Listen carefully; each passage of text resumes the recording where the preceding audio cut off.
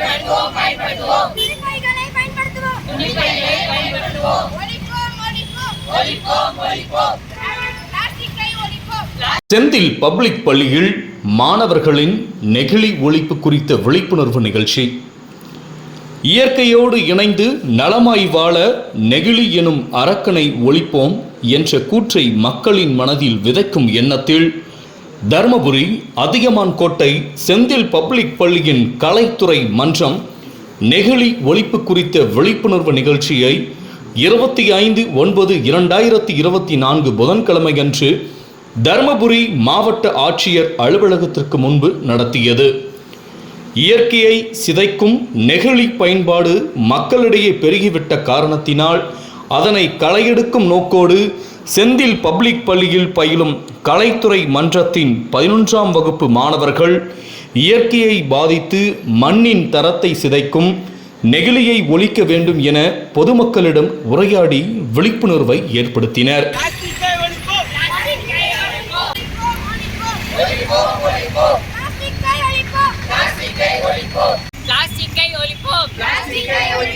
பயன்படுத்துவோம். துணிப்பைகளை பயன்படுத்துவோம். பிளாஸ்டிக்கை ஒழிப்போம். பயன்படுத்துவோம். துணிப்பைகளை பயன்படுத்துவோம். ஒழிப்போம். பிளாஸ்டிக்கை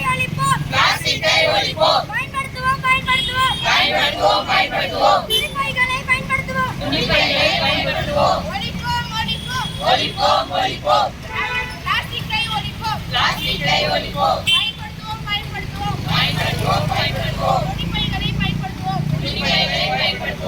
மேலும் துணியிலான பைகளை பொதுமக்களுக்கு வழங்கினர். நிகழ்ச்சிக்கு முன்னதாக பள்ளி வளாகத்தில் நெகிழி ஒழிப்பு குறித்த விழிப்புணர்வு நிகழ்ச்சி நடைபெற்றது. Glorious morning to everyone present here. We are the art club students of Sendal Public School, Adiyamankotai, Dharmapuri, and I am Jeshi RK, here to speak about a small change that can make a big difference in avoiding plastic. Every year, millions of tons of plastic waste end up in our ocean and forest, harming our wildlife and polluting our planet. According to the census of 2022, the health officer, Mr. Ram Charan, had informed that from the 33 wards of Dharmapuri alone, 22 tons of plastic waste is generated. What's worse, the plastic takes hundreds of years to decompose. Means the plastic we use today will outlast us for generations. But still, there is a good news. We can make a change by using alternatives like cloth bags, steel water bottles, and reusable containers. We can drastically reduce our plastic footprint. Each of us has the power to make sustainable choices that protect our environment.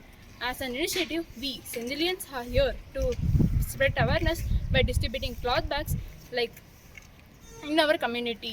Once again, I'm Jeshi RK, signing off with a reminder: reduce the use of plastic and show that you are classic. Thank you. Hello everyone. So today I'm here to explore more deeply about something that is very important in today's world, and I'm Kamalini R of class 11, a member of Art Club, here to present something that is very crucial: creating a plastic-free zone in our society.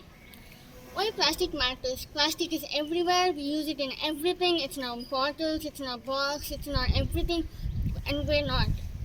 So today, it is one of the major issue where we all lose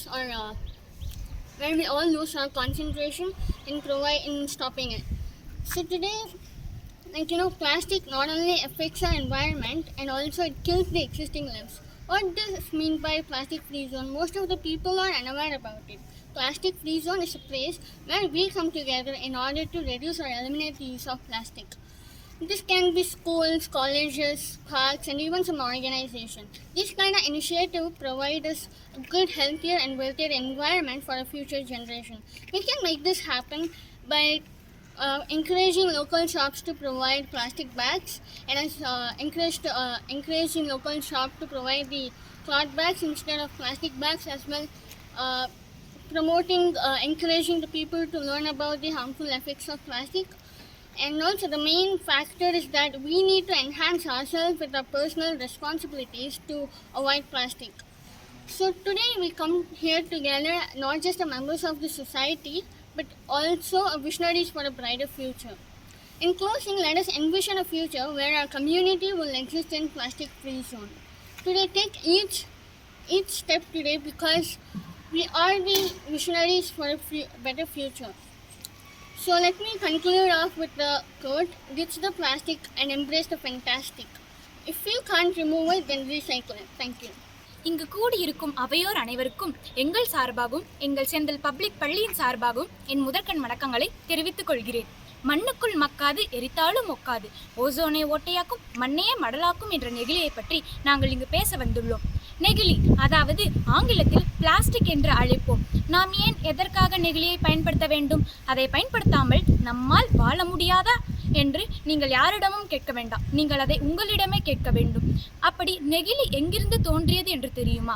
சுமார் 1862ஆம் ஆண்டில் அலெக்சாண்ட்ரால் முதலில் London கண்காட்சியில் வைக்கப்பட்டது.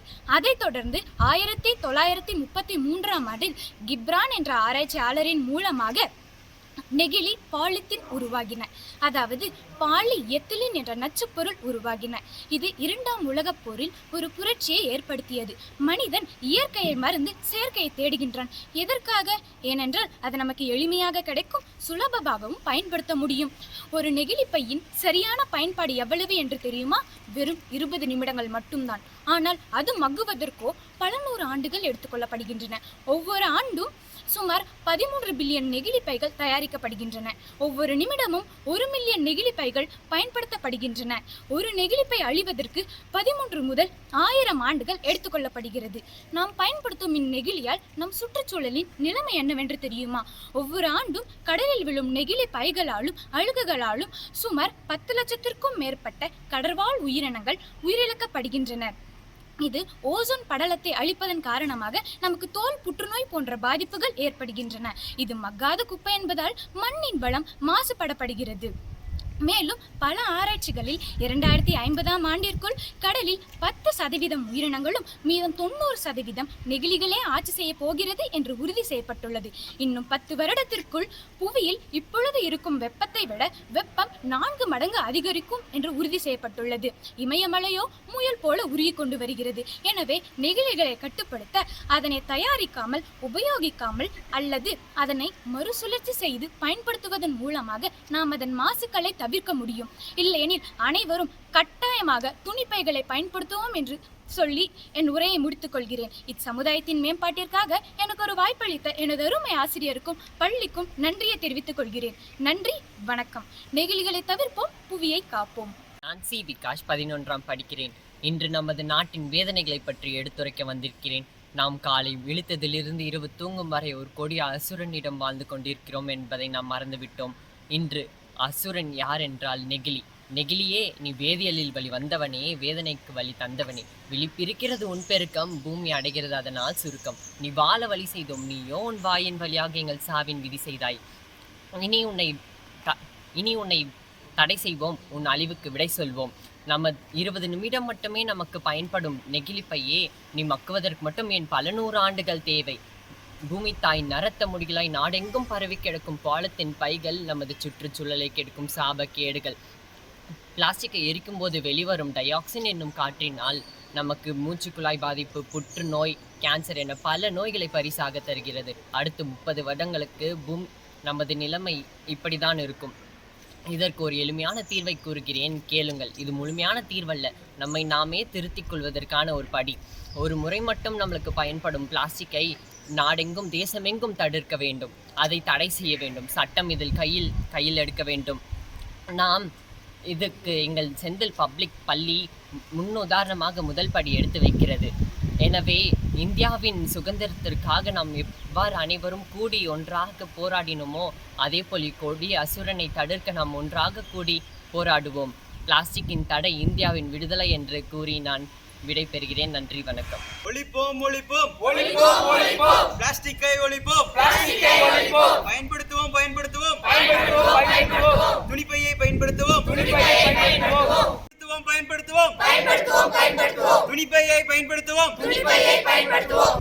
இந்த நிகழ்ச்சி நடைபெற செந்தில் கல்வி நிறுவனங்களின் தலைவர் திரு செந்தில் சி கந்தசுவாமி, துணைத் தலைவர் திருமதி கே மணிமேகலை கந்தசுவாமி, செயலாளர் திரு கே தனசேகர், தாளாளர் திருமதி தீப்தி தனசேகர் ஆகியோர் முன்னிலை வகித்தனர். நிர்வாக அலுவலர் திரு ஜே கார்த்திகேயன், முதன்மை முதல்வர் திரு சி சீனிவாசன், முதல்வர் திரு பி செந்தில் முருகன், துணை முதல்வர் திரு எஸ் ராஜ்குமார், கல்வி ஒருங்கிணைப்பாளர்கள், கலைத்துறை ஆசிரியர்கள் மற்றும் மாணவர்கள் ஒத்துழைப்போடு இந்த நிகழ்ச்சி சிறப்பாக நடைபெற்றது.